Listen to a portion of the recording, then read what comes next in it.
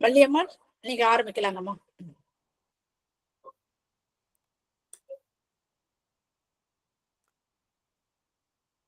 தென்னாடுடைய சிவனை போற்றி, எந்நாட்டவர்க்கும் இறைவா போற்றி.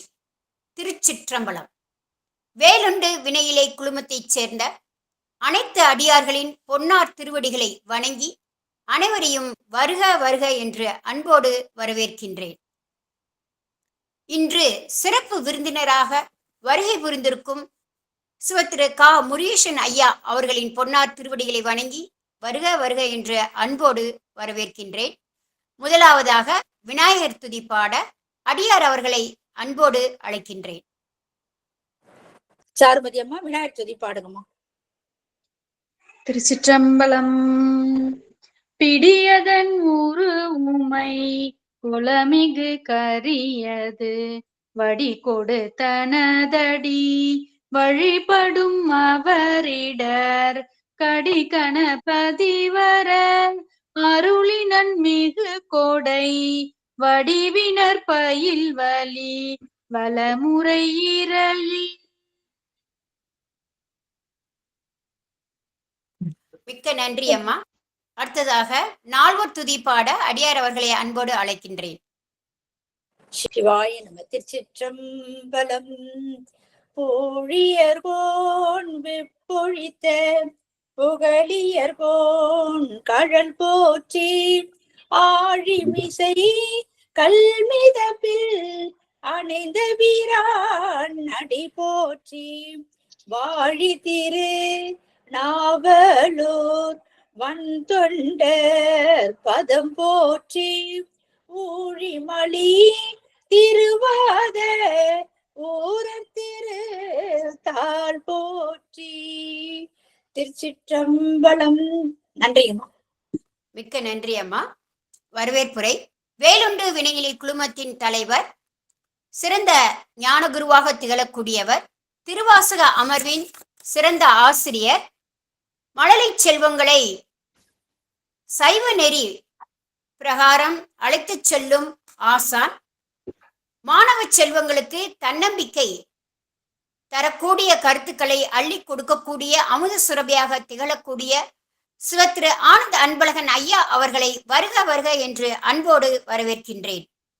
வேலுண்ட வினையிலை குழுமத்தின் ஊடகவியலாளர், இசை அமைப்பாளர், பாடல் ஆசிரியர், எண்ணற்ற திருப்புகழ் பாடல்களை 1098 திருப்புகழ் பாடல்களை நமக்கு அனுப்பி நம்மை முருகப்பெருமானை வணங்கச் செய்யும் முருகன் அடிமை சிவத்திரு ஸ்ரீராம் காஷ்யப் ஐயா அவர்களை வருக வருக என்று இருகரம் கூப்பி அன்போடு வரவேற்கின்றேன்.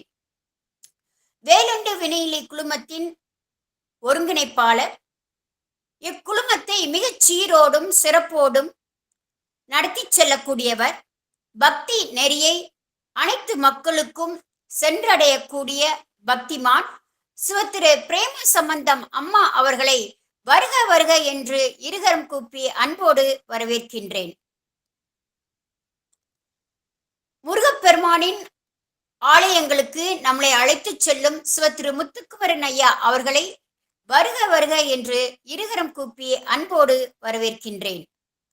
உணர்விலே ஒன்றும் ஸ்கந்த குரு என்ற தலைப்பில் சிறப்பு சொற்பொழிவாற்ற வருகை புரிந்திருக்கும் சிவத்திரு கா. முருகேசன் ஐயா அவர்களை வேலுண்டு வினையிலை குழுமம் சார்பாக வருக வருக என்று இருகரம் கூப்பி அன்போடு வரவேற்கின்றேன். நமது சிறப்பு விருந்தினர் ஒரு சிறந்த ஆங்கில இலக்கியத்தில் முதுகலை பட்டம் பெற்ற சிறந்த முனைவர், அரசு கலை கல்லூரிகளில் 40 ஆண்டுகள் பணியாற்றி மாணவ செல்வங்களுக்கு அற்புதமான ஆங்கிலத்தை கற்றுக் கொடுத்த ஆசான், ஆசிய பணி அறப்பணி என்பதற்கேற்ப சிறப்பாக பணிபுரிந்தவர் நமது சிறப்பு விருந்தினர். இவர் கோவையில் வசித்து வருகின்றார். தமிழ் இலக்கியத்தின் மீது ஈடில்லா ஈடுபாடு கொண்டவர் நமது சிறப்பு விருந்தினர். பக்தி மார்க்கத்தில் மிக மிக சிறந்த பற்று கொண்டவர். இறை தேடு முன் இறையை தேடு என்ற பண்பாளர்.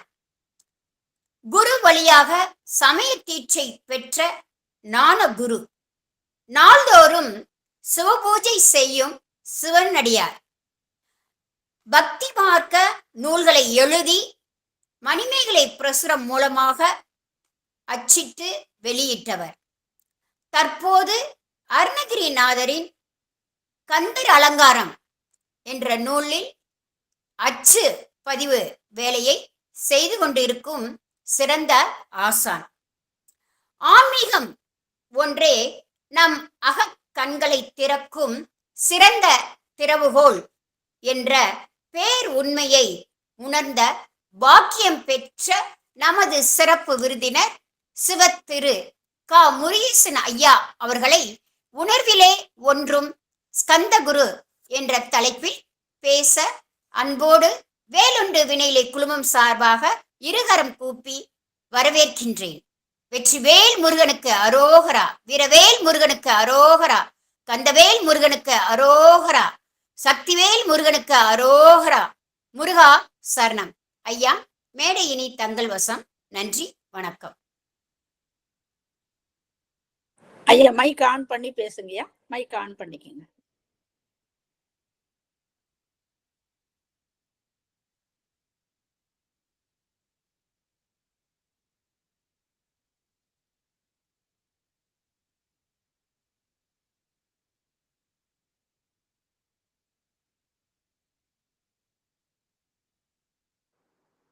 ஐயா மைக் ஆன் பண்ணுங்க ஐயா.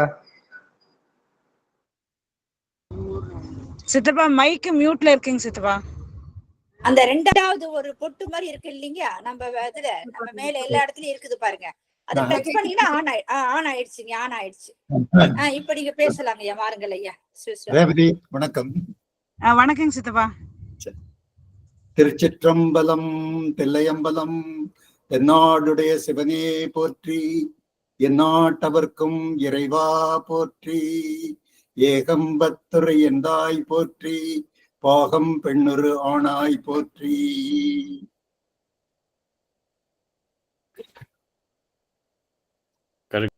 ஐந்து கரத்தனை ஆனை முகத்தினை இந்தி நிளம்பிரை போலும் எயிற்றினை நந்தி மகந்தனை ஞான கொழுந்தினை உந்தியில் வைத்தடி போற்றுகின்றேனே. விநாயக பெருமான் திருவருள் போற்றி போற்றி. வெற்றிவேல் முருகனுக்கு அரோகரா. முக்கண்ணியுடன் அமர் முக்கண்ணப்பர் திருவடிகள் போற்றி போற்றி. சம்பந்த சரணாலயடிகள் திருவடிகள் போற்றி போற்றி. அன்பிற்குரிய அடியார் பெருமக்கள் அனைவருக்கும் என்னுடைய பணிவார்ந்த மாலை வணக்கங்களை புலமாக்கிக் கொள்ளுகின்றேன். வேலுண்டு மை என்கின்ற இந்த ஆன்மீக குழுவிலே இணைவதற்கு ஏற்பட்ட சந்தர்ப்பத்தை எண்ணி நான் மிகவும் பெருமைப்படுகின்றேன், மகிழ்ச்சி அடைகின்றேன். இந்த குழுவிற்கு இயக்குனராக இருந்து தன்னலமற்ற முறையிலே ஆன்மீகத்தை உலகெங்கிலும் பரப்ப வேண்டும் என்கின்ற ஒரு பெருநோக்கோடு செயல்பட்டிருக்கக்கூடிய இயக்குனர் பேராசிரியர் அவர்களை இந்த நல்ல நேரத்திலே வணங்கி மகிழ்கின்றேன். இந்த குழுவிற்கு சிறப்பான முறையிலே ஒருங்கிணைப்பாளராக செயல்படுகின்ற சகோதரியார் பிரேமா அவர்களையும் நன்றியோடு நினைத்து பார்க்கின்றேன். எங்கெங்கோ இருக்கக்கூடிய ஆன்மீக அன்பர்களை, பேச்சாளர்களை ஒன்று திரட்டுகின்ற பணியிலே சகோதரியார் அவர்கள் முனைந்து ஈடுபட்டு கொண்டிருக்கின்றார்கள். இந்த ஆன்மீக குழு நாளும் நாளும் வளர வேண்டும், வெற்றி பெற வேண்டும். இந்த ஆன்மீக அன்பர்கள் ஆன்மீக இன்பத்திலே தழைத்து ஓங்க வேண்டும்.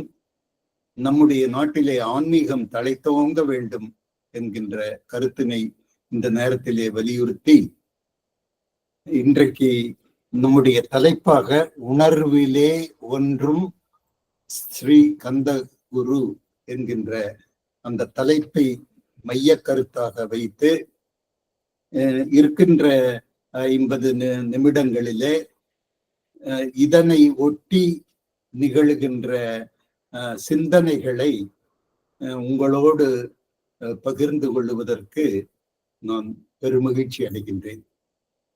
ஸ்கந்தகுரு என்ற உடனேயே நமக்கு சோமாஸ்கந்தர் நமக்கு நினைவுல வெளிப்படையாக தோன்றுகின்றது, இயல்பு. சோமாஸ்கந்தர் என்ற உடன் முருகப்பெருமான் தன்னுடைய தந்தையுடனும் பெற்ற தாயுடனும் பேணி வளர்த்த தந்தையுடனும் அவர் ஒருங்கே இணைந்து சமேதராக காட்சியளிக்கக்கூடிய ஒரு மங்களகரமான காட்சியை சோமாஸ்கந்தர் வடிவிலே நம்ம பார்க்கிறோம். அப்படிப்பட்ட கந்தர், அப்படிப்பட்ட முருகப்பெருமான் குருவாக இருந்து ஆன்மீக அன்பர்களுக்கு உபதேசிக்கக்கூடிய ஒரு பணிய உலகெங்கிலும் அன்றாடம் நாள்தோறும் நிமிடம் தோறும் நடத்தி கொண்டே இருக்கின்றார். அதனால்தான் நம்ம எல்லாம் நலமுடன் சிறப்புடன் நாளும் இயங்கி வரக்கூடிய வாய்ப்பு நமக்கெல்லாம் அமைந்திருக்கின்றது என்று தெரிந்து கொள்கின்றோம். இந்த சோமாஸ்கந்தரை நம்ம நினைக்கிறோம், நம்ம வணங்குகின்றோம் அப்படின்னு சொன்னோம்னா அதற்கு உணர்விலே ஒன்றுகின்ற ஒரு நிலையை நம்ம உருவாக்க வேண்டும் அப்படிங்கிறது ஒரு நியதி. ஆனா உலக வழக்கத்துல நம்ம பார்த்தோம் அப்படின்னு சொன்னோம்னா இந்த நிலையை எட்டி பிடிக்கக்கூடிய ஆன்மீக அன்பர்கள் ரொம்ப ரொம்ப குறைவாகத்தான் நம்மளால பார்க்க முடியுது. ஏன்னா இன்றைக்கு யாரை பார்த்தாலும் அவசர துதியிலும் அவசர உலகத்திலும் ஓடிக்கொண்டிருக்கக்கூடிய ஒரு சூழ்நிலையில அன்றாட வாழ்க்கை ஓடிக்கொண்டிருக்குது. சக்கரம் போல ஓடிட்டே இருக்கிறோம், நம்ம நிக்கிறதுக்கு நேரமே இல்லை. அப்படிப்பட்ட சூழ்நிலையில ஏதோ கடமைக்கும் கடனுக்கும் இறைவனை துதிக்க வேண்டும் அப்படிங்கிறது போற போக்குல கையெடுத்து கும்பிட்டு முருகா சரணம், முருகா என்னை காப்பாத்து அப்படின்னு சொல்லக்கூடிய சூழ்நிலையில்தான் நம்மள நிறைய பேரை நம்ம பார்க்கிறோம். அன்றாடம் அப்படித்தான் நடக்குது. ஆனா முருகப்பெருமானையும் இறைவனையும் நம்ம மனதுக்குள்ள பொந்திக்குள்ள புகுத்தணும் அப்படின்னு சொன்னோம்னா நமக்கு அடிப்படையாக தேவைப்படுவதுதான் நம்முடைய தலைப்பிலே இருக்கக்கூடிய உணர்விலே ஒன்றுகின்ற அந்த ஆழ்ந்த நிலைக்கு நம்ம மனசை பக்குவப்படுத்தணும். இந்த நிலைக்கு நம்ம பக்குவப்படுத்துவதற்கு இடையூறாக என்ன இருக்குது அப்படின்னு நம்ம பார்த்தோம் அப்படின்னு சொன்னோம்னா இடையூறாக நம்முடைய அக ஒழுக்கம் நம்மளுக்கு ரொம்ப முக்கியம். உணர்விலே ஒன்றுவதற்கு நமக்கு ரொம்ப மிக அத்தியாவசியமாக தேவைப்படுகின்றது எது அப்படின்னு சொன்னோம்னா அக ஒழுக்கம். நம்ம இறைவனை இப்போ நம்ம எக்ஸசைஸ் எப்படி இருக்குதுன்னா புறக்கண் கொண்டு பார்க்கக்கூடிய ஒரு நிலையில தான் நம்முடைய ஈடுபாடெல்லாம் இருக்குது. அதனால்தான் முருகப்பெருமானுக்கும் நமக்கும் நெருக்கம் ஏற்பட்டு இருக்கிறதா என்று கேட்டால் காத வெளி தூரம் இருக்கிற மாதிரி நம்மளுக்கு கண்ணுக்கு புலப்படுகின்ற காரணம் என்னன்னா அந்த புற வழிபாடு மட்டும்தான். ஒரு பாடல் ஒன்று எனக்கு நினைவுக்கு வருகிறது. பள்ளிக்கூடத்து பையன் அவன் பாடுகின்ற மாதிரி ஒரு பாடல் ஒன்று அமைந்திருக்கிறது. அவன் காலையில பள்ளிக்கூடம் போறதுக்கு முதல்ல விநாயகரை போய் துதிக்கிறான். என்னன்னு துதிக்கிறான்னா, பள்ளிக்கூடம் போக மாட்டேன், பாடங்களை படிக்க மாட்டேன், பரீட்சை எழுத மாட்டேன், ஆனால் நான் பாஸ் ஆக வேண்டும். இதுதான் அவனுடைய வேண்டுகோள். விநாயக பெருமானிடத்திலே அந்த சிறுவன் வைக்கின்ற வேண்டுகோள். அது இந்த மாதிரியான வேண்டுகோள் எப்படி நிறைவேறும் அப்படின்னு இது வேடிக்கைக்காக நான் சொல்லுகின்றேன். எப்படி நிறைவேறும்? அந்த புற தூய்மையும் அக தூய்மையும் மிக மிக அவசியம். அப்பதான் நம்ம உணர்விலே ஒன்றுகின்ற அந்த சூழ்நிலையை நம்ம ஏற்படுத்தி கொள்ள முடியும். இந்த உணர்விலே ஒன்றுவதற்கும் இந்த அக தூய்மை அடைவதற்கும் நமக்கு தடுதல் செய்யக்கூடியவைகள் யாரு அப்படின்னு நம்ம இப்ப ஒரு கேள்வியை கேட்கணும். அகத்தூய்மை பெற வேணும், உணர்வுல நான் ஒன்ற வேண்டும், கடவுளே கதி என்று நான் இருக்க வேண்டும், இதுதான் என்னுடைய நோக்கம். ஆனா யார் உனக்கு இதுக்கு தடை செய்யறாங்க, என்ன தடை உனக்கு அப்படின்னு நம்ம கேட்டோம் அப்படின்னு சொன்னோம்னா, அதற்கு தடையாக இருக்கக்கூடியவைகள் நம்மிடத்திலே இருக்கக்கூடிய அந்த ஐம்புலன்கள் தான் நம்ம தடை செய்கிறது. மெய், வாய், கண், மூக்கு, காது, இது எல்லாம் ஒவ்வொன்றும் நம்மளைய மனம் ஒன்றுபடாத இருக்கிறதுக்கு என்னென்ன செய்யணுமோ அவைகளை எல்லாம் செய்கின்றன.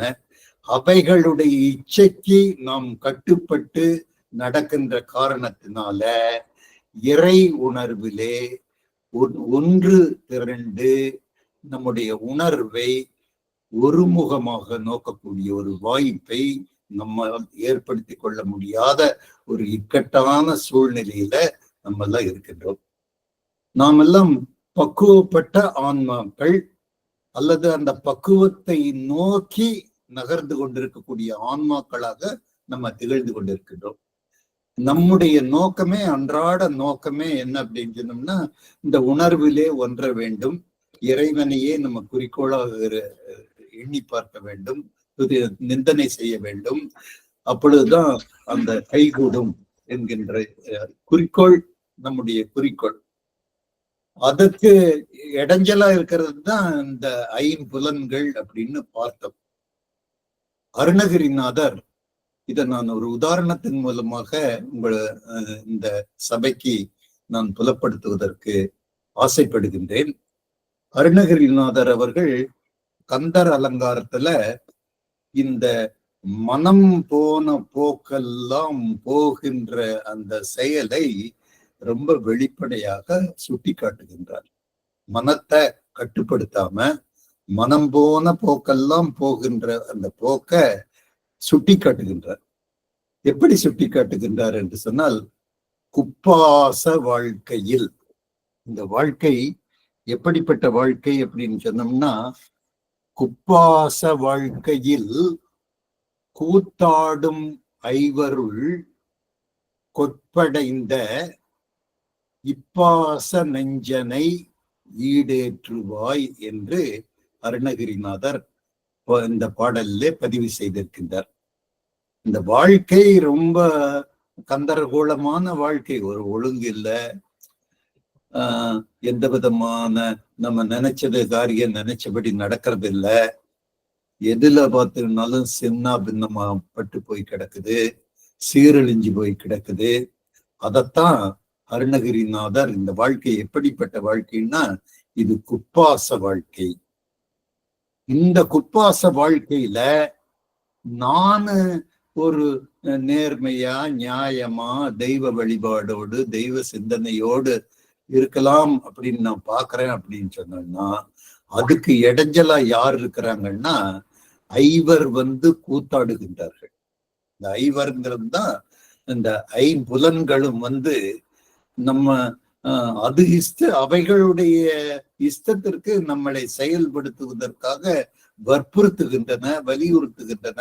அவைகளுடைய இச்சைக்கு நாம் கட்டுப்பட்டு போகின்றோம், அவைகளுக்கு நாம் அடிமையாகி போகின்றோம். அவைகளுக்கு அடிமையாகின்ற பொழுது நீ இறைவனுக்கு அடிமையாக வேண்டும் என்கின்ற செயல்பாடு அது வீணாக போய்விடுகின்றது. அது விழலுக்கு இறைத்த நீராக போய்விடுகின்றது. குப்பாச வாழ்க்கையில் கூத்தாடும் ஐவருள் கொட்படைந்தேன், நான் அவதிப்பட்டு கொண்டிருக்கின்றேன். என்னை நீ முருகப்பெருமானே, கந்தகுருவாக விளங்குகின்ற முருகப்பெருமானே, என்னை ஈடேற்றுவாய், இப்பாச நெஞ்சனை ஈடேற்றுவாய் என்று அந்த ஐம்புலன்களுடைய செயல்பாடுகளை பற்றியும் அந்த ஐம்புலன்களால் அவதிப்படுகின்றதையும் அலக்களிக்கப்படுவதையும் அதற்கிலிருந்து நீ மீண்டு வரக்கூடியதுதான் இந்த வாழ்க்கையிலே, இந்த ஆன்மீக பாதையிலே நீ அடியெடுத்து வைத்து முன்னேற்ற பாதையிலே முன்னேறி கொண்டிருக்கின்றாயே. உன்னுடைய இலக்கு, அந்த உன்னுடைய சிந்தனை ஒருமைப்பட வேண்டும், உன்னுடைய உணர்வு ஒன்றுபட வேண்டும், அதுதான் உன்னுடைய இலக்கு, அதை நோக்கி நீ நடைபோட வேண்டும் என்று நம்ம இந்த நேரத்திலே நாம் சிந்தனை செய்வதற்கு கடமைப்பட்டிருக்கின்றோம். அடுத்ததாக, இப்ப இந்த மாதிரி உலக வாழ்க்கையில பல பேரு உணர்வுல ஒன்றுலன்னு யதார்த்த வாழ்க்கையில அன்றாட நம்ம பார்க்கிறோம். கோயிலுக்கு போறோம், பொது இடங்களுக்கு போகின்றோம், நம்ம பார்க்கிறோம், நம்மளுக்கு நல்லா தெரியுது. ஆனால் உணர்விலே ஒன்றியவர்களுடைய பட்டியல், நீண்ட பட்டியல் இருக்கிறது. ஆன்மீகத்திலே திளைத்தவர்கள், ஆன்மீகத்திலே ஆழங்கால் பதித்தவர்கள், ஞானிகள், குருமார்கள், சன்னிதானங்கள், எத்தனையோ பேர்கள் நம்ம வரலாற்றை புரட்டி பார்க்கின்ற பொழுது எத்தனையோ பேர்கள் இந்த இலக்கை எட்டி பிடித்திருக்கின்றார்கள் என்பது தெளிவான விளக்கத்தோடு நம்மளால உறுதியாக காட்ட முடியும். அவர்களெல்லாம் உணர்விலே ஒன்றியவர்கள். உணர்விலே ஒன்றிய காரணத்தினாலே அவர்கள் இறைவனுடைய பாதார விந்தங்களுக்கு சொந்தமானவர்கள் அப்படிங்கிறதெல்லாம் வெளிப்பாடு, உண்மையான வெளிப்பாடு. பல ஆன்மீக உதாரணங்களை நம்மளால காட்ட முடியும். இந்த நேரத்துல நம்ம காலத்தை கணக்கிலே வைத்துக்கொண்டு நேரத்தின் அருமை கருதி 2 உதாரணங்களை மட்டும் நான் தேர்ந்தெடுத்து இந்த சபைக்கு விளக்கம் சொல்லலாம் என்று இருக்கின்றேன். ஒன்று, நம்ம 4 பெருமக்கள், 4 அப்பர், சுந்தரர், மாணிக்க வாசகர், திருஞான சம்பந்தர் என்கின்ற அந்த 4 பெருமக்கள்ல சுந்தரமூர்த்தி நாயனாருடைய உதாரணத்தை நான் இன்றைக்கு நான் சொல்லுவதற்கு விளைகின்றேன். சுந்தரமூர்த்தி நாயனார் அவர்கள் தில்லை சிற்றம்பலத்துக்கு வருகின்றார். தில்லையிலே நடராஜ பெருமான் எழுந்தருளி காட்சியளிக்கின்றார். அவர் இறைவனை மனம், மெய், மொழிகளால வணங்குகின்றார். அந்த வணங்குகின்ற பொழுது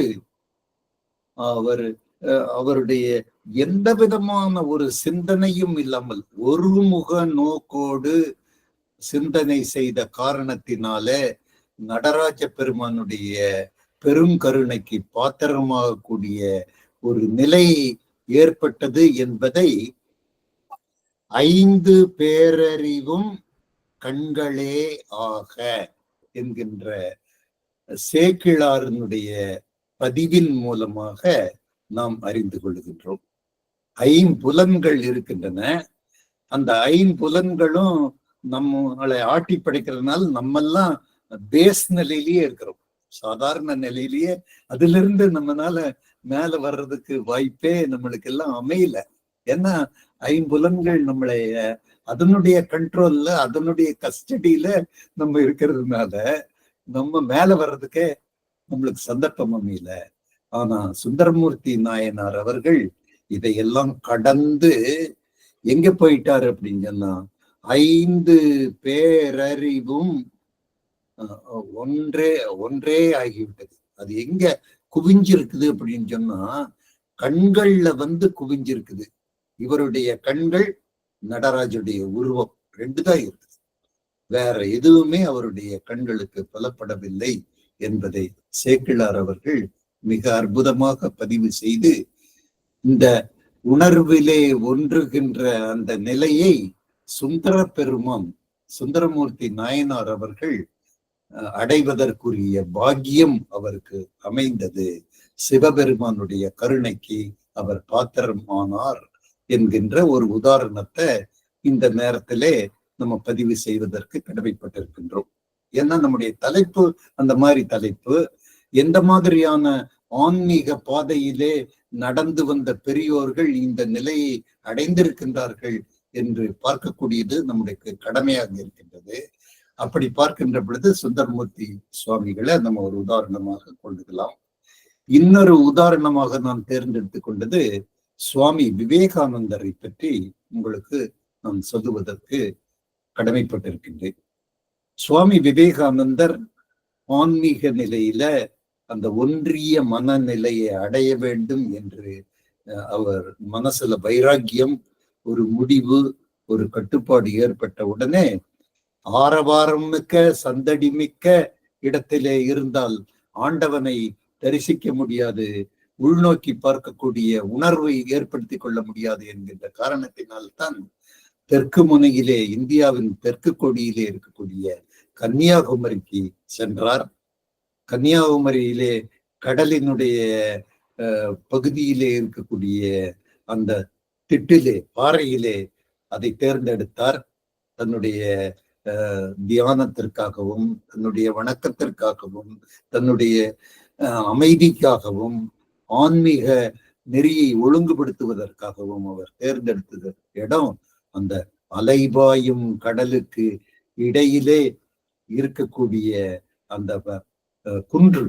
அந்த குன்றின் மேல் அமர்ந்து நாட்கணக்காக, வாரக்கணக்காக, மாதக்கணக்காக அவர் உறக்கமின்றி, அவர் உணவின்றி, அவர் தனித்திருந்து கண்மூடிய நிலையிலே தியானம் செய்து இறைவனுடைய கருணைக்கு அவர் பாத்திரமாகக்கூடிய நிலையை அடைந்தார்.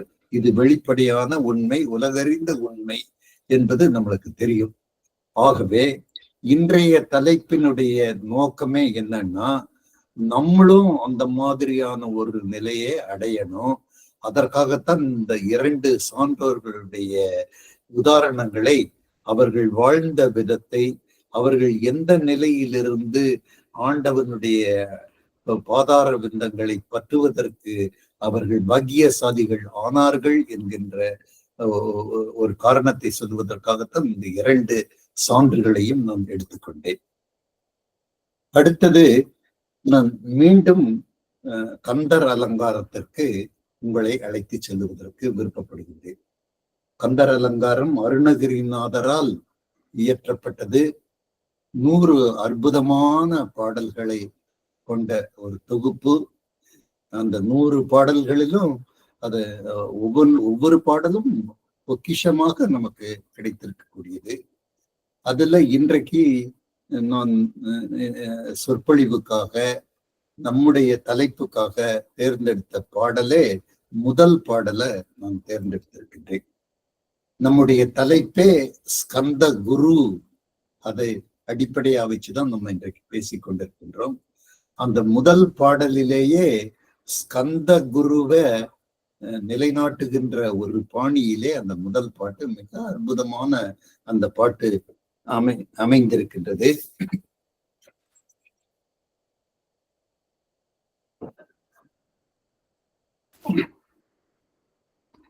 அந்த முதல் பாடலை இப்பொழுது அந்த முதல் பாடலினுடைய கருத்து, அதுல ஸ்ரீ கந்த குருவனுடைய முக்கியத்துவம், அந்த ஸ்கந்த குருவை நம்ம அடையக்கூடிய அந்த நோக்கம், அதனால விளையக்கூடிய பயன், இது எல்லாமே இந்த முதல் பாடல்ல அருணகிரிநாதர் மிக அற்புதமாக சொல்லி வந்திருக்கின்றார். அந்த பாடலினுடைய விளக்கத்தை இப்ப நம்ம பார்ப்போம். சிவபெருமானை பற்றி, சிவபெருமான் தன்னுடைய தந்தை, முருகப்பெருமானுடைய தந்தை சிவபெருமான், தாயார் பார்வதி, தந்தையும் தாயும் சாட்சியாக இருக்கக்கூடிய சின்ன பிள்ளையாக, குழந்தை பிள்ளையாக, பாலமுருகனாக வல்லவா அவர் வீற்றிருக்கின்றார். அந்த காட்சியை நமக்கு புலப்படுத்துகின்றார். கண்ணுக்கு கொண்டு வந்து நம் கண்முன் மிக அற்புதமாக படைத்திருக்கின்றார். இந்த கலைஞர்கள் புகைப்படத்தை நிழற்படமாக கொடுத்து நமக்கு அந்த காட்சியை அற்புத காட்சியாக்குகின்றார்கள். ஓவியர்கள் சித்திரம் மூலமாக வரைந்து அற்புதமாக காட்சியை படைக்கின்றார்கள். அதை போல அருணகிரிநாதர் என்கின்ற அந்த கவிஞர் மிக அற்புதமாக அந்த சிவபெருமானுடைய அந்த காட்சியை ரொம்ப அற்புதமாக காட்டுகின்றார். சிவபெருமான் நீண்ட சடையுடையவர். அந்த சடையிலே கங்கையாறு பிரவாகமாக ஓடிக்கொண்டிருக்கின்றது. இதெல்லாம் தானே சிவபெருமான். நீண்ட சடைமுடி, கங்கையாறு பிரவாகமாக முடி வழியாக ஓடி வளம் பெற்று கொண்டிருக்கின்றது. அவருடைய அங்கங்களிலே மாலைகள் தொங்குகின்றன. மாலைகளாக சர்ப்பங்கள், பாம்பு வடிவத்தில் இருக்கக்கூடிய சர்ப்பங்கள் அவர்களுடைய தோளிலே மாலையாக தொங்கிக் கொண்டிருக்கின்றது. அவருக்கு அவருடைய அறிவு சொரூபத்தை விளக்குவதற்காக தாமரை மலர் அவருடைய கையிலே இருக்கின்றது. ஒரு கையிலே தாமரை மலர். அடுத்ததாக தும்பைப்பூ மாலை. தும்பைப்பூ அப்படிங்கிறது பளிச்சென்று பால் போன்ற வெள்ளை நிறமுடைய தும்பைப்பூ. வெந்நீர் அணிந்த மேனியோடு வெள்ளை தும்பையும் அணிந்து கொண்டிருக்கக்கூடிய சிவபெருமானாக காட்சி அளிக்கின்றார். அடுத்தது பிறை நிலாவை சூட்டி இருக்கின்றார். இத்தனையும் தான் சிவபெருமானுக்குடைய அடையாளங்கள் என்பது தெரியும். இத அருணகிரிநாதர் எவ்வளவு அற்புதமாக சொல்லி இருக்கிறாருன்னு இப்ப நம்ம பார்க்கலாம். செஞ்சடா அடாவி மேல், செஞ்சடா அடாவி மேல், செம்மை நிறமாக செந்நிறமாக இருக்கக்கூடிய நீண்ட கூந்தல் அப்படிங்கிறது தான் செஞ்சடா அடாவி மேல். அடுத்தது கங்கையாறு, முடியில கங்கையாறு ஓடுகின்றது என்பதற்கு செஞ்சடா அடாவி மேல் ஆற்றை, ஆற்றைங்கிறது கங்கை. பணியை அப்படிங்கிறது பாம்பு அல்லது சர்ப்பம். இதழியை அப்படிங்கிறது தாமரை மலர். தும்பையை, அம்புலியின் கீற்றை, நிலவனுடைய கீற்று, அம்புலியின் கீற்றை புனைந்த பெருமான். இவ்வளவு அழகாக சிவபெருமானை வர்ணித்து காட்டியிருக்கிறார். இந்த இப்படிப்பட்ட சிவபெருமானுடைய குமரன் தான் நம்முடைய தலைப்புக்கு உட்பட்டிருக்கக்கூடிய ஸ்கந்த குரு முருகப்பெருமான் என்கின்றார். செஞ்சடா அடாவி மேல் ஆற்றை பணியை இதழியை தும்பையை அம்புலியின் கீற்றை புனைந்த பெருமான் குமரன் முருகப்பெருமான். அந்த முருகப்பெருமான் யாரு, அவருடைய தன்மை என்ன, அவருடைய சிறப்பு என்ன அப்படின்னு சொன்னோம்னா அத உடனே ஒரே வார்த்தையில ரொம்ப அற்புதமாக காட்டியிருக்கின்றார். குமரன், பெருமான் குமரன். அவர் யாருன்னா அவன் ஒரு கிருபாகரன். கிருபாகரன் அப்படின்னா யாருங்க? நமக்கெல்லாம் கிருபை காட்டுகின்றவன், நமக்கெல்லாம் கருணை காட்டுகின்றவன், நம்மை வழி நடத்துகின்ற ஆசான் குரு என்கின்றதை கிருபாகரன் என்று சிவபெருமானை இவ்வளவு அற்புதமாக வர்ணித்து அந்த ஸ்கந்த குரு என்கின்ற அந்த நிலையை நம்மளுக்கு காட்டியிருக்கின்றார். அடுத்தது இப்படிப்பட்ட சிவபெருமானைக்கு இருக்கிறவரு முருகப்பெருமான் நமக்கு எப்படி வழிகாட்டுகிறார்? முருகப்பெருமான் கிருபாகரனாக இருக்கின்றார். சரி, நமக்கு எப்படி வழிகாட்டுகிறார் அப்படிங்கிறது அடுத்தது. இது 3வது வரி, 4வது வரி இது. அடுத்தது பாடலினுடைய முதல் வரியும் 2வது வரியும் மிக அற்புதமான வரிகள். அந்த முதல் வரியிலும் 2வது வரியிலும் நம்மளுக்கு முருகப்பெருமான் காட்டுகின்ற வழி அதை சொல்லப்பட்டிருக்கிறது. கிருபை காட்டுகிறார் முருகர், வழிகாட்டுகிறார், உன்னை நெறிப்படுத்துகின்றார், உனக்கு நல்ல வழியை அமைத்து தருகின்றார், நீ ஆன்மீக சொரூபியாக இருப்பதற்கெல்லாம் வழிகாட்டுகின்றார் என்று சொல்லி அந்த முதல் வரியில என்ன சொல்றாருன்னா, பேற்றை, பேர், பெரும் பேர். நம்முடைய வாழ்க்கையில நமக்கு என்ன வேண்டும் அப்படின்னு சொன்னோம்னா, நற்கதி வேண்டும், எனக்கு நன்மை கிடைக்க வேண்டும், என்னுடைய வாழ்க்கை பேரின்பமாக திகழ வேண்டும், என்னுடைய இடைஞ்சல்கள், இக்கட்டுகள், இன்னல்கள், தொந்தரவுகள் எல்லாமே பறந்து போகும், தூசாக பறந்து போக வேண்டும். இதுதானே முருகப்பெருமான் இடத்திலே நம்ம வைத்திருக்கக்கூடிய கோரிக்கை.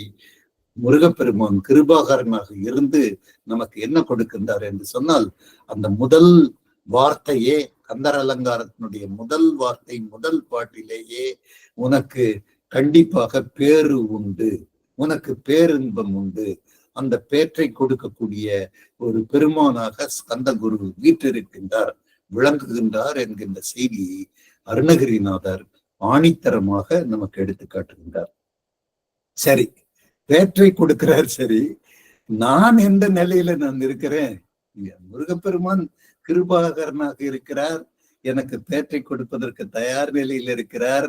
நான் எப்படி இருக்கிறேன் அப்படின்னு சொன்னா, தவம் சற்றும் இல்லாதவன் நான் அப்படிங்கிறார். நான் ரொம்ப இழிந்த நிலையில இருக்கிறேன், நான் என்னுடைய நிலை ரொம்ப தாழ்ந்த நிலை, கடவுள் சிந்தனையே இல்லாமல் இருக்கின்றேன், உலகாயுதத்திலேயும் பொருள் சேர்ப்பதிலும் பொன் சேர்ப்பதிலையும் இல்லற இந்த பெண் போகத்திலையும் நான் தலைத்து தவம் சற்றும் இல்லாதவனாக நான் இருக்கின்றேன். ரொம்ப பேஸ், என்னுடைய நிலை ரொம்ப மோசமான நிலை. தவம் சற்றும் இல்லாதவன், இல்லாத என்னை பிரபஞ்சம் என்னும், இந்த பிரபஞ்சம், இந்த உலகம் எப்படிப்பட்டதுன்னா அதைத்தான் சொல்லிட்டாரு. குப்பாச வாழ்க்கை அப்படின்னு ஒரு பதம் போட்டு காட்டி இருக்கிறாரு. வாழ்க்கையே ஒரு குப்பை, அது குப்பாச வாழ்க்கை. அதைத்தான் இந்த இடத்துல பிரபஞ்சம் என்னும் சேரு அப்படின்னாரு. அது நீர் இல்லை, அது தெளிந்த ஓடை இல்லை, அது கலங்கிய தண்ணீர், அது ஒரு குட்டை, நீ அதில் தான் கிடக்கிற பிரபஞ்சம் என்னும் சேற்றை அது கழிவதற்காக கிருபாகரனாக வந்த முருகப்பெருமானே அப்படின்னு சொல்றார். ஆகவே இந்த பாடலின் மூலமாக நாம் அறிந்து கொள்ளக்கூடிய செய்தி என்னவென்று சொன்னால், முருகப்பெருமானை நினைக்கின்ற பொழுது நமக்கு கண்டிப்பாக நமக்கு பேரின்பம், பெரும் தவம், பேரு நமக்கு கிடைப்பது உறுதி என்பது தெரிகிறது. நீ இப்பொழுது இறைவனுடைய வழியில நடக்காட்டியும், ஆன்மீக பாதையிலே நீ தொடராமல் இருந்தாலும், பக்தி மார்க்கத்திலே நீ சிறந்து இருக்காமல் இதுவரையில் இருந்தாலும், இனிமேல் நீ உன்னுடைய தடத்தை மாற்றிக்கொள், உன்னுடைய சிந்தனையை நேராக செலுத்து, நீ ஆண்டவனை தொழு, கடவுள் உனக்கு கருணை காட்டுவார் என்கின்ற அந்த செய்தியையும் இந்த பாடல் மூலமாக அருணகிரிநாதர் மிக அழகாக நமக்கு புலப்படுத்தி இருக்கின்றார் என்பதை நாம் இந்த இடத்திலே பார்க்கின்றோம். இந்த உணர்விலே ஒன்றுகின்ற அந்த நிலையில்தான் நம்ம பெருமானை நம்ம உணர முடியும். அதைத்தான் நம்ம இதுவாரும் சிந்தனை பண்ணி கொண்டிருக்கின்றோம். இப்போ இதற்கு என்ன படிநிலைகள், என்ன வழிமுறைகள், இதுக்கு என்ன 10,000 வேணுமா, 20,000 வேணுமா, எவ்வளவுங்க, எல்லாமே பணத்தை அடிப்படையாக வச்சுட்டு தானங்க எல்லாருமே பேசுறாங்க. இதுக்கு என்னங்க செலவாகும், இதுக்கு என்னங்க ஃபீஸு அப்படின்னு, காலேஜில் சேர்த்தோம்னா அதுக்கு எத்தனை லட்சம் வேணும், அந்த வேலைக்கு சேரணும்னா எத்தனை லட்சம் வேணும் அப்படிங்கிற நிலை தானே இப்பெல்லாம் இருக்குது உலகாயுதத்துல. அதே மாதிரி உணர்விலே ஒன்றுகின்ற அந்த நிலைக்கு நான் போகணும், அதுக்கு நான் என்ன செய்யணும், இந்த பள்ளிக்கூடத்து பையன் சொன்ன மாதிரி கேட்கலாமா அப்படின்னு சொன்னோம்னா, இதற்கு ஆன்மீக குருவாக 4 பெருமக்களிலே தலைமை பொறுப்பேற்று நடத்தி கொண்டிருந்த அப்பர் பெருமான் அவர்கள், திருநாவுக்கரசர் என்று சொல்லக்கூடிய அப்பர் பெருமான் திருநாவுக்கரசருக்கு வயதுல மூத்தவர், 4 பேருக்குல மூத்தவர். அவரை திருஞான சம்பந்தர் குழந்தை பார்த்தது. திருஞான சம்பந்தர் குழந்தை பார்த்து அவரை திருநாவுக்கரசரே என்று கூப்பிடுவதற்கு மனம் இல்லாமல் என்னுடைய அப்பா அப்பா என்று கூப்பிட்டதுனால அவர் அப்பர் பெருமானாக பக்தி மார்க்கத்திலே திளைத்து ஆன்மீக உலகத்திலே அவர் நடமாடி ஆன்மீகத்தை போதித்து திருமுறைகளை வகுத்து நமக்கு கொடுத்திருக்கின்றார். அப்படிப்பட்ட அப்பர் பெருமானுடைய சிந்தனைய இந்த உணர்விலே ஒன்றுவதற்கு என்ன வழிமுறை அப்படின்னு அவர் மூலமாக நம்ம தெரிந்து கொள்வதற்கு ஒரு வாய்ப்பை நம்ம ஏற்படுத்தி கொள்ளலாம். மிக சுலபமாக அப்பர் பெருமான் திருநாவுக்கரசர் அவர்கள் ஒரு பதிகத்துல ரொம்ப சுலபமா நீ உணர்வுல ஒன்றலாம்ப்பா, அதுக்கெல்லாம் ஒண்ணு பணம் காசு எல்லாம் தேவையில்லைப்பா, ரொம்ப சுலபமான வழியை சொல்றேன் அப்படின்னு நம்மளுக்கு சொல்லி கொடுத்திருக்கிறாரு. அந்த வழி எல்லாத்துக்கும் நம்மளுக்கு எல்லாம் தெரிஞ்ச வழிதான். ஆனா நம்ம படிக்கிறதோட சரி, அது பாட புத்தகம் மாதிரி படிக்கிறதோட சரி, அதை நம்ம பின்பற்றுகின்றோமா அப்படின்னு சொல்லணும்னா அதை பின்பற்றுகின்ற அந்த நிலையை நம்ம ஏற்படுத்தி கொள்ள வேண்டும். அதற்காகத்தான் இந்த மாதிரியான ஆன்மீக சத்சங்கங்கள் எல்லாம் நமக்கு ஏற்படுத்தி ஆன்மீக அன்பர்கள் இந்த பாதையிலே, இந்த ஒழுக்க நெறியிலே நம்ம எல்லாம் திளைக்க வேண்டும், செல்ல வேண்டும். நம்ம அந்த பரமபத பாதத்தை நம்ம அடைய வேண்டும், பரமனுடைய திருவடிகளை அடைய வேண்டும் அப்படின்னு எல்லாம் முயற்சி பண்ணுகின்றோம். அதற்கு அப்பர் பெருமான் சொல்லியிருக்கக்கூடிய வழி என்னன்னா ரொம்ப சுலபமான வழியை 4 வழிகளை சொல்லியிருக்கிறார். சலம், பூவொடு, தூபம், மறந்து அறியேன். நம்ம எல்லாம் இந்த கருத்தெல்லாம் அத்துப்படியான கருத்துக்கள் தான். உங்களுக்கு இந்த நேரத்துல நான் இந்த சிந்தனையை உங்களுக்கு ஞாபகப்படுத்துவதற்கு கடமைப்பட்டிருக்கின்றேன். சலம்பூவொடு தூபம் மறந்தறியேன், தமிழோடு இசை பாடல் மறந்தறியேன், நலம் தீங்கிலும் உனை நான் மறந்தறியேன், உன்னாமம் என்னாவில் மறந்தறியேன் அப்படிங்கிற கருத்து. உன்னாமம் என்னாவில் மறந்தறியேன். இந்த நிலைக்கு நம்ம வந்துட்டோம் அப்படின்னு சொன்னோம்னா இறைவனை வழிபடுறது ரொம்ப சுலபம் அப்படிங்கிறார். விநாயக பெருமானுடைய வழிபாட்டை பற்றி சொல்லுகின்ற பொழுது, ஒரு எருக்கும் பூவை கொண்டு வந்து போடுப்பா, அந்த ஒரு பில்லு அருகும் பில்லு இருந்தேன்னா கொண்டு வந்து சாத்துப்பா, விநாயகரை நீ குளிர்வீழ்ச்சிருவாய், விநாயகருடைய கருணைக்கு நீ பாத்திரமாகிறாய் அப்படின்னு இறைவனை அடைவது என்கின்ற வழிகள் எல்லாம் மிக சுலபமான வழிகள் என்கின்றதை அப்பர் பெருமான் நம்மளுக்கு காட்டியிருக்கிறார். சலம் வச்சுக்க, தண்ணீர் வச்சுக்க, சலம், பூவோடு, அப்புறம் தூபம், இந்த 3 இருந்தேன்னா போதும். இத உன்னுடைய புறநிலையிலிருந்து உன்னை அகநிலைக்கு அழைத்து செல்லுவதற்கு உனக்கு இவைகள் எல்லாம் வழிகாட்டிகள். இவைகள் எல்லாம் வச்சுட்டு புற தூய்மை செய்து கொள்ளுகின்றோம், நீராடி கொள்ளுகின்றோம், உடம்பை சுத்தம் பண்ணிக்கிறோம், அப்புறம் திருநூறு நெற்றியில திருநூறு இட்டுக் கொள்ளுகின்றோம். இப்பொழுது பூஜைக்கு நாம் தயாராகி கொள்ளுகின்றோம். அந்த நிலையில அந்த உணர்வு ஒன்றுகின்ற அந்த நிலையை அடையணுங்கிறதா நம்முடைய இலக்கு. அதற்கு இவைகள் எல்லாம் வழிகாட்டுகள். சலம்பு போது தூபம் மறந்தறியேன், தமிழோடு இசை பாடல் மறந்தறியேன், நலம் தீங்கிலும் உன்னை நான் மறந்தறியேன், உன்னாமம் என்னாவில் மறந்து அறியேன் என்கின்ற அந்த கருத்தை அப்பர் பெருமான் அவர்கள் மூலமாக நம்ம சிந்திப்பதற்கு நான் விளைகின்றேன்.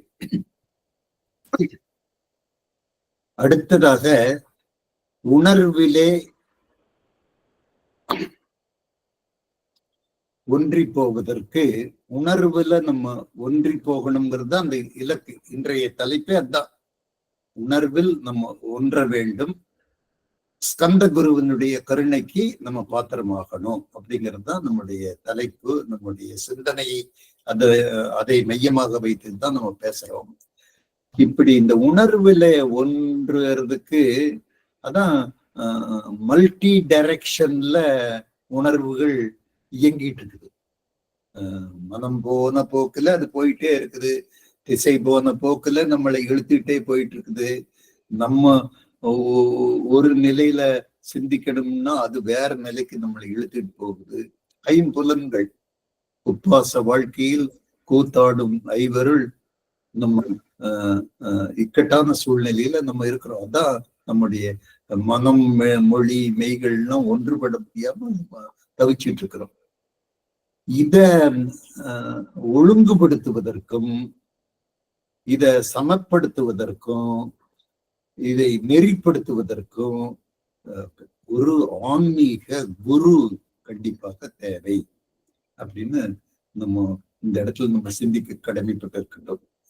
குரு ஒரு மானுடைய சட்டை தாங்கிய அவர் மானுட சட்டை தாங்கி நம்மளை போலதான் குரு இருக்கிறாரு. ஆனா அவரு இறைவனுடைய நிலையிலேயே இருக்கக்கூடியவர்கள். அந்த மாதிரியான குருவனுடைய பார்வை நமக்கு அமைய வேண்டும். அதுக்கு நம்மளுக்கு பாக்கியம் இருந்ததுன்னா நம்மளுக்கு அமையும். அந்த குருவனுடைய பார்வை திருமூலர் அவர்கள் சொல்லி இருக்கின்றார்கள். தெளிவு குருவின் திருநாமம் செட்டல், தெளிவு குருவின் திருவார்த்தை கேட்டல், தெளிவு குரு திருவார்த்தை கேட்டல், தெளிவு குரு சிந்தித்தல் தாமே என்கின்ற கருத்தை திருமூலர் வாக்கின் மூலமாக நம்ம உணர்கின்றோம். அவர் குரு இருக்கின்ற பொழுதுதான் குருவை நம்ம சிந்திக்க வேண்டும். குரு சொல்லுகின்ற வார்த்தைகளை நம்ம கேட்டு அதன்படி நடக்க வேண்டும். அவருடைய சிந்தனைப்படி நம்ம செயலாற்ற வேண்டும். அவரை வழிகாட்டியாக, துணையாக, வழித்துணையாக நம்ம ஏற்றுக்கொண்டோம் அப்படின்னு சொன்னோம்னா அவர் மூலமாக அவரு அந்த கண் வழியாக நயன தீட்சை மூலமாக, நயன தீட்சை அப்படிங்கிறது மிக முக்கியமான அந்த தீட்சை பெறுகின்ற அந்த காட்சியின் பொழுது நடக்கின்ற ஒரு செயல்பாடு, மிக முக்கியமான செயல்பாடு. குரு அவர்கள் நம்முடைய கண்களை உற்று பார்த்து அந்த கண்ணின் வழியாக அந்த ஆன்மீக சிந்தனையை ஒன்றுபடுகின்ற அந்த நோக்கத்தை நமக்கு உருவாக்கி தரக்கூடியவர் குருநாதர். குருநாதருடைய வழி மிகவும் நம்ம ஒவ்வொருத்தருக்கும் அந்த குருநாதர் அமையணும் அப்படிங்கிறது தான் இந்த நல்ல நேரத்திலே என்னுடைய சிந்தனையாக நான் கூறிக்கொள்கின்றேன். திருமூலர் சொல்லுகின்ற மாதிரி தெளிவு நமக்கு வர வேண்டும். நமக்கு ஒருமுகமான சிந்தனை நமக்கு ஏற்பட வேண்டும். நம்ம இறைவனுடைய பாதங்களை நம்ம பற்றி தொடர வேண்டும் அப்படின்னு சொன்னோம்னா அவர் மூலமாக ஒரு கைடு, ஒரு வழிகாட்டி, ஒரு ஆன்மீகத்திலே திளைத்தவர் அவர் நமக்கு வேண்டுவது இன்றியமையாதது, சாலச் சிறந்தது என்று கூறி இதையும் மீறி நடக்கக்கூடிய செயலும் இருக்குது உலகத்துல அப்படிங்கிறதுக்கு ஒரு உதாரணமும் இந்த நேரத்திலே சுட்டி காட்டுவதற்கு நான் விரும்புகின்றேன். சாதாரணமான அல்லது இயல்பான சூழ்நிலையில நான் ஆன்மீக பற்றாளனாக இருக்க விரும்புகின்றேன். உலகாயுதத்திலே இதுகாரும் இருந்து நான் திளைத்து கஷ்டத்துல அனுபவிச்சுட்டேன். நான் இப்ப குரு மூலமாக ஆன்மீக சிந்தனையை கைப்பிடித்து இறைவனுடைய கருணைக்கு பாத்திரமாகிறேன் அப்படிங்கிறது ஒரு நிலை. வாழ்க்கைங்கிறது எது எப்படி எப்படி எந்தெந்த நேரத்தில் நடக்கும் அப்படின்னு யாருனாலையும் அறுதியிட்டு உறுதியாக இறுதியாக சொல்ல முடியாத நிலையில வாழ்க்கை போயிட்டே இருக்குது. அப்படிங்கிறது எது எந்த நேரத்துல அடுத்த நிமிஷத்துல என்ன நடக்க போகுது அல்லது என்ன நடக்குங்கிறது யாருக்குமே தெரியாத ஒரு சூழ்நிலை நம்ம யதார்த்தமா பார்க்கிறோம். குறிப்பாக பெண்களை மையப்படுத்தி நம்ம பார்க்கின்ற பொழுது அவர்களுக்கு இருக்கக்கூடிய அந்த பாதுகாப்பின்மைய நம்ம அன்றாட செய்தித்தாள்கள் மூலமாகவும் ஊடகங்கள் மூலமாகவும் நம்ம பார்த்துட்டே இருக்கிறோம். 80 ஆண்டுகள் ஆகிவிட்டன நாம் சுதந்திரம் பெற்று. 80 ஆண்டுகளுக்கு முன்பே நம்முடைய தேசப்பிதாவாக விளங்கிய மகாத்மா காந்தியடிகள் பெண்கள் மகிழ்ச்சியாக இருக்க வேண்டும், பெண்கள் சுதந்திரமாக இருக்க வேண்டும். பெண்கள் சுதந்திரமாகவும் மகிழ்ச்சியாகவும் இருக்கின்ற பொழுதுதான் அவர்களால் சிறந்த முறையிலே செயலாற்ற முடியும் அப்படின்னு மகாத்மா காந்தி சொல்லிட்டு அவர் என்ன சொன்னாருன்னா, நகை நட்டெல்லாம் பெண்கள் அணிஞ்சிட்டு அது நடு ராத்திரியில கூட ஊருக்குள்ள வீதியில நடந்து போகின்ற பொழுது அவர்கள் பாதுகாப்போடு செல்லுகின்ற நாள்தான் இந்த நாட்டிற்கு சுதந்திரம் அடைந்ததாக அடையாளப்படுத்துகின்ற நாள் அப்படின்னு மகாத்மா காந்திஜி அவர்கள் ஒரு இலக்கை அன்றைக்கு நிர்ணயம் பண்ணி கொடுத்தாரு. அது 80 ஆண்டுகள், ஏறக்குறைய 80 ஆண்டுகள் ஆகி போயிடுச்சு நம்ம சுதந்திரம் வாங்கி. இன்றைக்கும் அது கனவாகத்தான் இருந்துட்டு இருக்குது. அது அது நிர்தாட்சணியமான உண்மையாகல அப்படிங்கிறது நம்மளுக்கு எல்லாம் தெரியுது. அப்போ இந்த நான் சொல்ல வந்த உதாரணம் என்ன அப்படின்னு சொன்னா, சாதாரண இயல்பான சூழ்நிலையில நம்ம குரு வேண்டும் அப்படின்னு எல்லாம் நம்ம போறோம். ஒரு கைடு, வழி நடத்துனர், ஆன்மீக சிந்தனையை உருவாக்குவர்னு சொல்றோம். அப்போ இறைவர் அந்த ஆன்மீக சிந்தனையை குரு வழியாக நம்ம செல்லுகின்ற பொழுது அந்த சிந்தனை நமக்கு பயப்பட்டு நம்மளுக்கு பலன் கிடைக்கும், கண்டிப்பா கிடைக்கும்ங்கிறது உறுதி.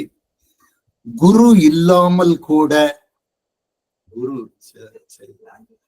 எமர்ஜென்சி வந்துருச்சு, குரு இல்லாம கூட நீங்க ஆத்மார்த்தமாக இறைவனை வேண்டுகின்ற பொழுது தன்னால இறைவன் முன்னால் வருவார், உன் கண்ணுக்கு தோன்றுவார், உன்னை காப்பாற்றுவார் என்பதும் அது யதார்த்தமான உண்மை என்பது திரௌபதியினுடைய வாழ்க்கையிலே நடந்த சம்பவத்தை நம்ம உதாரணப்படுத்தி நம்ம கொள்ளலாம். திரௌபதிக்கு என்ன நேர்ந்தது? கணவர்கள் ஒரு கணவருக்கு 5 கணவர் இருந்தாங்க. 5 கணவர் இருந்தும் அவளுக்கு எந்த விதமான ஒரு பாதுகாப்பும் இல்லாம போயிடுச்சு. 5 கணவர்களும் அவளை கைவிட்டுட்டாங்க. இப்பொழுது அவள் எதிரியினுடைய ஏகடியத்திற்கு பலியாகிட்டா. துச்சாதனன் என்பவன் அவளை மானபங்கப்படுத்துவதற்கு முடிவு செய்து செயலில் ஈடுபட்டு இருக்கிறான். அவள் மானபங்க படப்போகின்றாள். அவளுடைய சேலை களையப்படுகின்றது. அவள் நிர்தாட்சணியமாக நற்கதியாக எந்த விதமான ஒரு உதவியும் இல்லாம, மனிதர்களுடைய உதவி இல்லாம இருக்கின்ற பொழுது அவள் தெய்வத்தினுடைய திருவருளை வேண்டி அவள் கூறி அழைக்கின்றாள். இறைவா, என் முன் தோன்று, என்னை காப்பாற்று, நான் மானபங்கப்படக்கூடாம இல்லாமல் போக வேண்டும், நான் மானமுள்ள பெண்ணாக வாழ வேண்டும் அப்படின்னு சொல்லி அந்த திரௌபதி கூப்பிட்ட குரலுக்கு இறைவன் செவி சாய்த்தார். திரௌபதிக்கு குரு இல்லை. திரௌபதி குருவின் மூலமாக இறைவனை அணுகவில்லை. நேரடியாகவே, சிச்சுவேஷன் அந்த மாதிரியான சிச்சுவேஷன், நேரடியாகவே திரௌபதி குருவில்லாமலேயே இறைவனை, இறைவா, என் கண் முன்னால் நீ தோன்றி என்னை காப்பாற்று அப்படின்னு சொன்ன பொழுது திரௌபதிக்கு கிருஷ்ண பரமாத்மா கண்முன் தோன்றி அவளுடைய கற்பை நிலைநாட்டுவதற்கு உதவி செய்தது கண்கூடான உண்மை செய்தியாக இருக்கின்றது. ஆகவே குரு வேண்டும். உணர்வில் ஒன்றிய நிலையை அடைவதற்கு குரு வேண்டும். அசம்பாவிதமான, எதிர்பாராதமா இக்கட்டான சூழ்நிலையில குரு இல்லாமல் கூட நீ உணர்விலே ஒன்றி உண்மையான அக்கறையோடு, இதய சுத்தியோடு, உளப்பூர்வமாக இறைவனை நினைத்து உன்னுடைய ஏக்கத்தை புலப்படுத்தினால் இறைவன் தானாக ஓடி வருவான். இந்த அபலை பெண்ணுக்கு ஆதரவாக ஓடி வந்ததை போல என்று நம்ம இந்த உதாரணத்தை நம் முன்கூட்டி வைத்து, நம்ம குரு இல்லாமலும் அந்த உணர்வு பூர்வமாக இருக்கின்ற பொழுது ஸ்கந்த குரு வந்து நிற்பார் என்பதை நம்ம இதுவாரும் நாம் பார்த்திருக்கின்றோம். ஏறக்குறைய 1 மணி நேர சிந்தனை, 50 நிமிடங்கள் சிந்தனை செய்திருக்கின்றோம். இந்த 50 நிமிட சிந்தனையிலேயும் நம்முடைய மைய கருத்து என்ன அப்படின்னு சொன்னோம்னா, நம்ம ஆன்மீகத்துல அடியெடுத்து வைப்பது மிகவும் அத்தியாவசியமான ஒரு கடப்பாடு.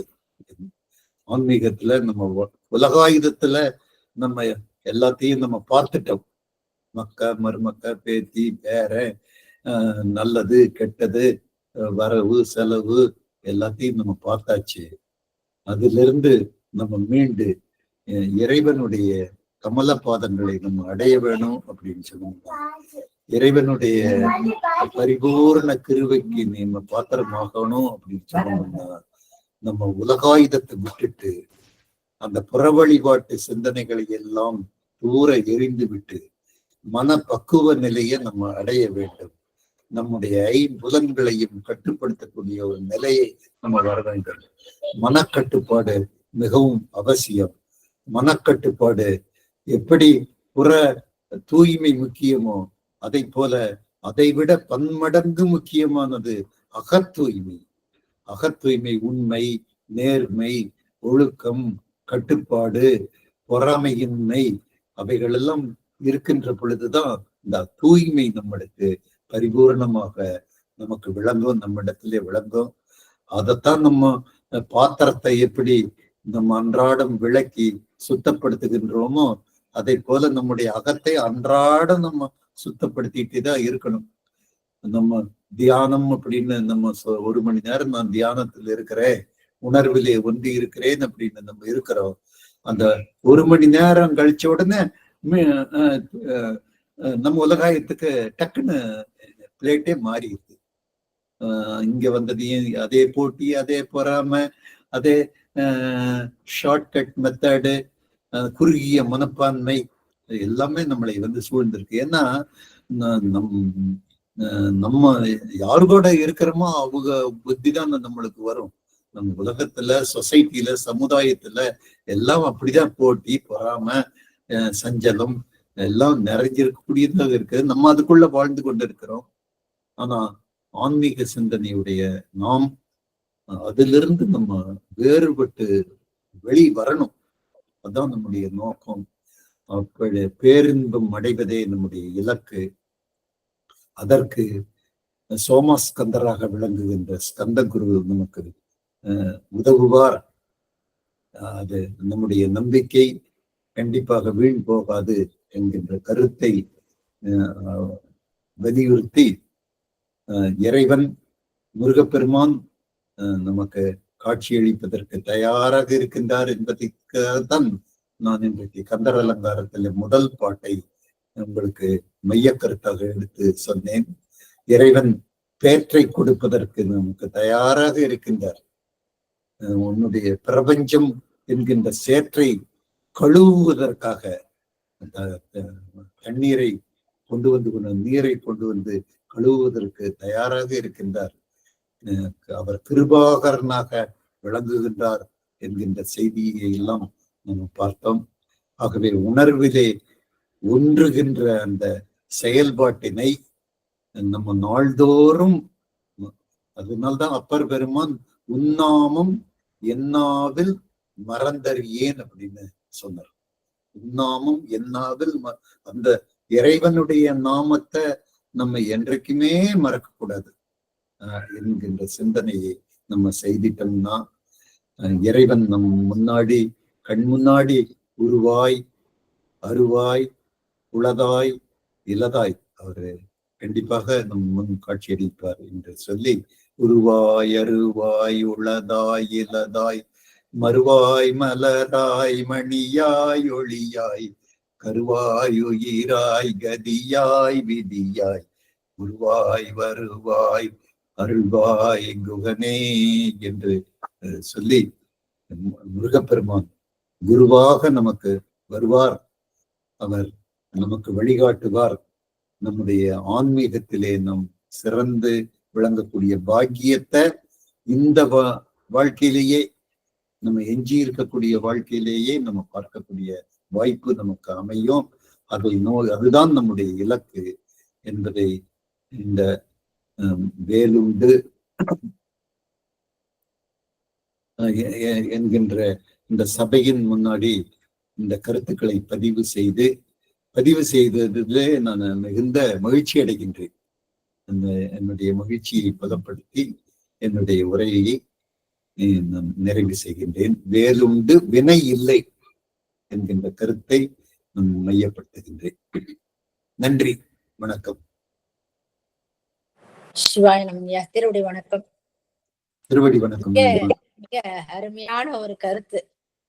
அதான் உணர்விலே ஒன்றும் ஸ்கந்த குரு. எப்படிதான் தலைப்பு அடியன் ஏதோ ஒரு தோராயமா தான் கொடுத்தது, 2 தலைப்பு கொடுத்ததுல உண்மையிலேயே இந்த தலைப்பு இவ்வளவு விஷயம் இருக்கா அப்படின்ற மாதிரி நீங்க அருமையா எடுத்து கொடுத்தீங்க. அதாவது உண்மையிலேயே இப்ப வந்து சோமாஸ்கந்தர் நமக்கு, அதாவது சோமாஸ்கந்தர் தந்தையுடன் தாயுடன் சமேதர காட்சி கொடுக்குறாரு. ஆனா நம்ம அந்த கந்தர நடுவில் இருக்க முருகப்பெருமான குருவா இருந்து நமக்கு அருள் புரிகிறார் அப்படின்னு இன்னைக்கு இந்த விளக்கம் எடுத்து கொடுத்தீங்க. உண்மையிலேயே அந்த படமாகட்டும் சிலையாகட்டும் நம்ம கண் முன்னாலே நீங்க கொண்டு வந்துட்டீங்க. சொன்னீங்க உங்க நிலைப்படம் மாதிரி நம்ம கண் முன்னாடி காட்சி கொடுக்குன்ற மாதிரி.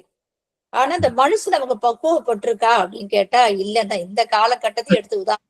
உண்மைதான், இந்த காலகட்டத்துல நம்ம எப்படிதான் நோக்கி போனாலும் உண்மையில ஒரு தளம் போனா கூட அந்த மனசு வந்து பக்குவப்பட மாட்டேங்குது. ஏதோ போய் சாமியை பார்த்தோன்னுன்ற நோக்கத்தோட தான் போறோம் தவிர ஏன் போறோம், எதற்கு போறோம் என்ற அந்த வழிமுறையெல்லாம் நமக்கு இன்னமும் அடியாருக்கெல்லாம் தெரியாம தான் இருக்கிறோம்னு சொல்லலாம். ஏன்னா அவ்வளவு விஷயம் இருக்கு. நம்ம அந்த தல யாத்திரை பயணமாகட்டும், அந்த திருத்தலமாகட்டும், நம்ம வழிபாடாகட்டும், எல்லாம் அவ்வளவு ஒரு கருத்து ஆன்மீகத்துல நிறைய இருக்கு. ஆனா இன்னைக்கு வந்து அந்த நம்ம எப்படி வணங்குறோம் அப்படின்னா பெரும்பாலும் புறத்துலதான் வணங்குறோம், அகத்துல கொண்டு வரதே இல்லை. அழகா எடுத்து சொன்னீங்க. மனுஷனும் பக்குவப்படல. அதுக்கு இடையூறாக இருக்கிறதுனா இந்த 5 புலன்கள் தான். நல்லா எடுத்து சொன்னீங்க. 5 புலன்கள் தான். கண், மூக்கு, வாய், மெய், வாய், கண், மூக்கு, காது எல்லாமே நமக்கு தடை செய்கின்ற அந்த இச்சையை கட்டுப்பட்டு நம்ம வாழ்ந்துட்டு இருக்கோம். அந்த இச்சையை அன்னைக்கு மனது வந்து ஒருநிலைப்படணும். அதான் உணர்விலே ஒன்றும் ஸ்கந்த குரு. அருமையான ஒரு தலைப்பு. அது அருணிகநாதர் ஒரு பாடல் எடுத்து விளக்கம் கொடுத்தீங்க. குப்பாச வாழ்க்கையில் கூத்தாடு மகிழில் கொட்படைந்த இப்பாச நெஞ்சனை ஈரேற்றுவாய் 2-4 வேட்பு அப்படின்னு அந்த பாடல் விளக்கம் எடுத்து கொடுத்தீங்க. அது உண்மையிலேயே அருணிகிரிநாதருக்கே அப்படி ஒரு வாழ்க்கை அமைந்தது. அந்த குப்பாச வகை என்ன வந்து நான் ஒண்ணுமே ஒரு என்ன சொல்றது, ஒரு தவப்பெயர் கூட இல்லை எனக்கு. ஆனா இந்த 5 வழியிலேயே என்னுடைய வாழ்க்கை எப்படிலாம் சீரழிஞ்சு போகுது இல்லையா, அந்த இதெல்லாம் போக்கி எனக்கு நல்ல ஈரேற்றுவாய் பெருமாண்டு முருகப்பெருமாண்டு விண்ணப்ப வைக்கிற மாதிரி இந்த பாடல் எடுத்து இந்த தலைப்புக்கும் அந்த பாடலுக்கும் அருமையான ஒரு ஒப்பிட்டு ஒரு ஊமையே சொல்லிட்டீங்க. உணர்விலே ஒன்றிய ஞானியர்கள் நிறைய பேர் இருக்கிறாங்கதான். அந்த ஞானியர்களே இருக்கிறதா நமக்கு இந்த மாதிரி ஒரு ஆன்மீக சொற்பொழிவு கிடைக்குது. அது மட்டும் இல்ல நிறைய நூல்கள் எல்லாம் கிடைச்சிருக்கிறதெல்லாம் காரணம்னா பலவிதமான அருளாளர்கள், ஞானியர்கள், மகான்கள், சித்தர்கள் இந்த எழுதி வைத்த ஓலைச்சுவடியார்கள் நூல்களாகட்டும் நமக்கு நல்ல வித பயனை தான் எடுத்து செல்கின்றது. ஆனா நாம தான் அது பிடிக்க மாட்டேன்றோம். அடியேன் தான், மத்தவங்களை ஒப்பிட முடியாது. அந்த மாதிரி நம்ம உலக வாழ்க்கையிலே தான் போயிட்டு இருக்கோம். அதுக்கு உதாரணமாக நல்ல குருமார்கள்லாம் இருந்திருக்கிறாங்கன்றத முதல்ல 4 பெருமக்களை விதானம் எடுத்து கொடுத்தீங்க. அதனால சுந்தரருடைய அந்த எடுத்து கொடுத்தீங்க. சுந்தரர் வந்து என்னன்ற தெல்லைக்கு போறாரு, நடராச பெருமான வணங்குற தரிசிக்கு போறாரு. ஆனா எப்படி வணங்குறாருன்ற அந்த காட்சி அப்படியே மனசுக்குள்ளே போயிட்டு இருக்கு. மனமொழி மெய்களால வணங்கின ஒருமுக சிந்தனையோடு வணங்கினாராம். அதுக்கு ஒரு பாடல் எடுத்து விளக்கம் கொடுத்த 5 பேர் கண்களை 5 பேர் அறிவு கண்களே கொள்ள அளப்படும் கரணங்கள் 4 அந்த பாடல் எடுத்து சீக்கிரா பெருமான எடுத்து கொடுத்த அந்த பாடலை விளக்கம் எடுத்து கொடுத்தீங்க. ரொம்ப அருமையான ஒரு விளக்கம். அவர் எப்படி வந்து ஒருமுக சிந்தனையோட வணங்கினார், ஏகதேசமா அப்படியே மனசு ஒன்று பெருமானோட ஒன்றரை கலந்து வழிபாடு பண்ணாரு அப்படின்னு சொல்லக்குள்ள ரொம்ப அருமையான ஒரு கருத்து. அடுத்ததாக விவேகானந்தர் அதே நிலையில தான் அவரும் வழிபாடு செஞ்சாரு. ஒன்றிய மனநிலையில அவரும் தனித்திருந்து அடிக்கடி அந்த வார்த்தை சொல்லுவாங்க, தனித்திருந்து அவர் இறைவனை வழிபாடு செய்தாரு. அப்ப அவர் இறைவனுடைய பாத்திரமாவே ஆனாருன்னு சொல்லலாம். விவேகானந்தருடைய கருத்து ரொம்ப அருமையான ஒரு கருத்தா எடுத்து விளக்கம் கொடுத்தீங்க. அடுத்ததா கந்தர் அலங்காரத்துல ஒரு பாடல் சிறப்பு. அந்த பாடல் வந்து நம்ம எப்படி ஆன்மீகத்துக்கு எப்படி நம்மளை எடுத்து செல்லுது, அது என்ன நமக்கு கொடுக்குது அப்படின்ற மாதிரி அழகா எடுத்து, பேட்டை தவம் சற்றும் இல்லாது என்னை பிரபஞ்சம் என்னும் சேற்றை கழிய வழிவிட்டவா செம்சட அடவி மேல். அது எப்படி நீங்க எடுத்து கொடுத்தீங்கன்னா முதல்ல பெருமானை பத்தி சொன்னீங்க அழகா. 2வது வரியில அந்த சிவந்த சடை காட்டில அவர் கங்கையில அவர் சடையில கங்கைய நதியை அணிந்த சிவபெருமானுடைய குமாரணி அப்படின்னு எடுத்து முதல்ல அதை கொடுத்துட்டீங்க. அதுக்கப்புறம் கிருபாகரணி யாரு? பெருமான் தான், முருகப்பெருமான் தான். அப்ப நம்ம என்ன செய்யணும்? நம்ம இந்த இதுலயே வாழ்ந்துட்டு இருக்கோம், நம்ம சேற்றிலேயே வாழ்ந்துட்டு இருக்கோம் இல்லையா? நம்ம வாழ்க்கை பிரபஞ்சத்துல சேற்றில கழிச்சிருக்கோம். அப்ப நமக்கு என்ன அருள் புரியுறாரு பெருமான். அந்த பணியில நம்ம என்ன பண்ணோம்னா அப்பதான் அந்த அந்த நம்ம முருகப்பெருமான திருவடியை பற்றிட்டோம்னா நமக்கு பெரும் பேரு கிடைக்கும் அப்படின்ற என்னுடைய எல்லா துன்பங்களையும் நீக்கி அவர் வந்து என்ன பண்ண நமக்கு வந்து பெரும்பேர் அருளக்கூடிய முருகப்பெருமான் எல்லா விதமான பேரு நமக்கு கிடைச்சிரும் அப்படின்ற அந்த ஒரு பாடல் எடுத்து ரொம்ப அழகா விளக்கம் கொடுத்தீங்க. அப்புறம் அப்பர் பெருமானுடைய சலமூட தூபம் மறந்தேன் அந்த பாடலை விளக்க அருமை. அடுத்ததாக நமக்கு என்னன்னு நம்ம மானிட சட்டை தாங்கி குருவா வந்து உபதேசம் பண்ணுவார். கண்டிப்பா எல்லா அருளாளருக்கும் கிடைக்கும். ஏன்னா நம்ம மனம் ஒன்றினா தானாவே வருவார். எப்பவுமே குரு நம்ம தேடி போவேணான்வாங்க, நம்மளை தேடி குருவாவே வருவாங்களாம். அது மனித சட்டத்தாங்க நம்ம அருள் புரிய குருவாவே வருவார். அதுக்கும் ஒரு அருள் வேண்டும். அந்த அருள்நிலையை நம்ம அதான் விண்ணப்பு வச்சுக்கிட்டே இருக்கணும் பெருமான்ட்ட. பெருமானே எனக்கு குருவா வந்து உபதேசம் கிடைக்கணும் அப்படின்னு வாழ்க்கையில நிறைய அனுபவங்களா அறிந்த அறிஞர்கள்லாம் நிறைய பேர் சொல்லி இருக்கிறாங்க கருத்தெல்லாம். அப்ப நம்ம இது உணரணும். நம்ம உணர்ந்துதான் குரு வேணும் குரு வேணும். நம்ம வந்து என்ன செய்யணும்? அந்த இறைவனுடைய திருவடி பேர் வேணும்னா முதல்ல குரு வழிபாடுதான். அந்த குருவா நினைச்சு நம்ம வழிபாடு செய்தோம்னா கண்டிப்பா குரு வந்து நமக்கு தெளிவை கொடுப்பாரு. அந்த தெளிவை கேட்டு நம்ம கேட்கணும். தெளிவை கொடுப்பாரு, நம்ம அதை கேட்கணும். அதுக்கப்புறம் தெளியணும், அதுக்கப்புறம் சிந்திக்கணும் அப்படின்னு அந்த ஒவ்வொரு பாடலையும் விளக்கம். அருமையான ஒரு பாடல் திருமூலர் எழுதினிய அந்த குருவினுடைய பாடல் எடுத்து விளக்கம் எடுத்து கொடுத்தீங்க. அந்த குரு வந்து என்ன முதல்ல கொடுப்பாரு? நயன தீட்சை தான். எனக்கு குருகாரத்துல என்னத்த சொல்வாரு? அந்த திருநீரிடக்குள்ள கண்ணை மூடிப்பாங்க, இல்ல கண்ணுல பட்டுடும் அப்படின்னு. கண்ணுல படாது, ஆனா நமக்கு ஒரு அச்சம் இருக்கும். கண்ணே நீங்க மூடாதீங்க, திருநீரிடக்குள்ள கண்ணை திறந்து அந்த திருநீரை வாங்க. ஏன்னா அப்ப நமக்கு உபதேசம் பண்றவங்கள அந்த திருநீர் பெரியவங்க நம்ம இடக்குள்ள அவனுடைய கண்ணை தான் முதல்ல பாக்கணும்பாங்க. ஏன்னா அதான் நயன தீட்சை. அந்த குருவா இருந்து நமக்கு திருநீரோடக்குள்ள அந்த திருநீர் வாங்கக்குள்ள கண்ணை மூடக்கூடாது. அவருடைய திருவடிக்கு நம்ம வணங்கி அவர் அந்த கண்ணை தான் முதல்ல பாக்கணும்னு சொல்லுவேன். எனக்கு குருவா இருந்தது உபதேசம் பண்ணாரு. அதே மாதிரி இன்னை வரைக்கும் அந்த திருநீர் யாருட்டா நான் அடுத்தவங்களுக்கு சொல்லுவேன், கண்ணை மூடாது. ஏன்னா தப்பா பண்ணிட்டீங்க, கண்ணை மூடாதீங்க, தைரியமா கண்ணை திறந்து அவங்க அந்த இடக்குள்ள அந்த நயன தீட்சை நீங்க முதல்ல வாங்கணும் அப்படின்னு சொல்லுவேன். நீங்க இன்னைக்கு அந்த கருத்து எடுத்து அருமையா நயன தீட்சை குரு வந்து முதல்ல கொடுப்பாரு அப்படின்னு கண் மூலமாக நயன தீட்சை அந்த ஆன்மீக சிந்தனைக்கு முதல் வித்து. அதான் நம்ம குரு வந்து உபதேசம் பண்றது முதல்ல நயன தீட்சையா வரும். அதுக்கப்புறம் தொடு தீட்சை, அப்படி ஒவ்வொன்றாக நமக்கு கிடைக்கக்கூடியது. நல்லா அந்த அந்த கருத்து ரொம்ப அருமையா எடுத்து சொன்னீங்க.